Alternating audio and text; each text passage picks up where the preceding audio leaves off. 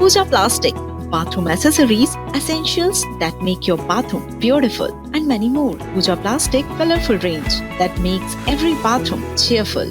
Bulletin की शुरुआत करेंगे आज की एक बड़ी और अहम खबर के साथ। बीजापुर से बड़ी खबर है, जहां नक्सली कमांडर पापा राव आज सरेंडर करेगा। जानकारी के मुताबिक कुछ ही घंटों में पापा राव के बीजापुर पहुंचने की संभावना है। पापा राव अपने 12 से अधिक साथियों के साथ आज सरेंडर करेगा। पापा राव के सरेंडर से बस्तर से नक्सली नेतृत्व खत्म हो सकता है। तो ये इस वक्त की सबसे बड़ी खबर आप तक हम पहुंचा रहे हैं, जहां नक्सली कमांडर पापा राव आज सरेंडर करेगा। कुछ घंटों में पापा राव के बीजापुर पहुंचने की संभावना जताई जा रही है कि कुछ ही घंटे में पापा राव बीजापुर पहुंचेगा और यहां वो सरेंडर करेगा। अपने 12 से अधिक साथियों के साथ सरेंडर करने के बाद भी सामने आ रही है।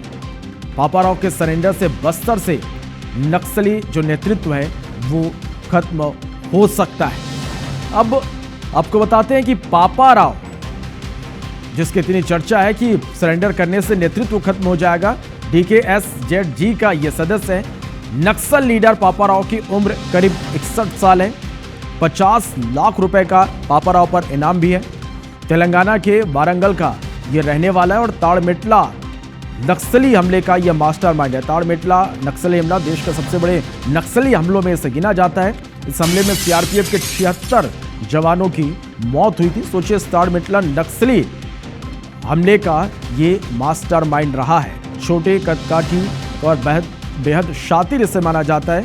जगरगुंडा एरिया कमेटी का पापा राव चीफ रहा है और चिंतलनार और बासागुड़ा जैसे इलाकों में ये लगातार सक्रिय रहा है।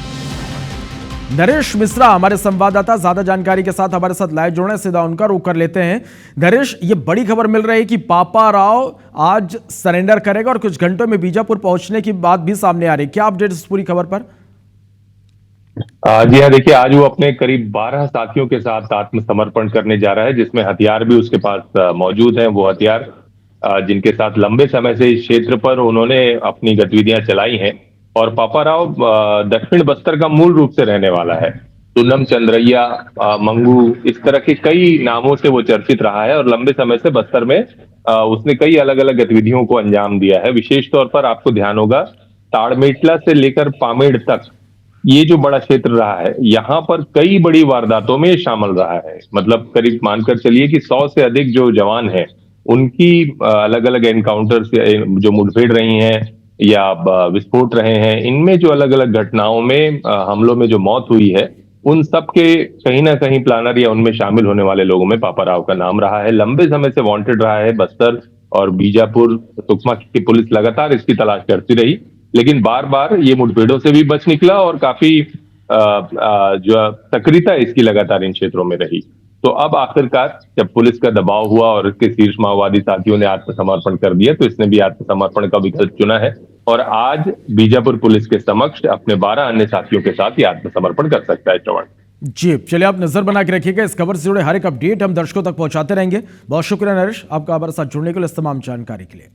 तो देखिए, जिस तरह से ये बात सामने आ रही कि अब से कुछ देर बाद पापा राव बीजापुर पहुंचेगा और अपने 12 साथियों के साथ वो सरेंडर करेगा।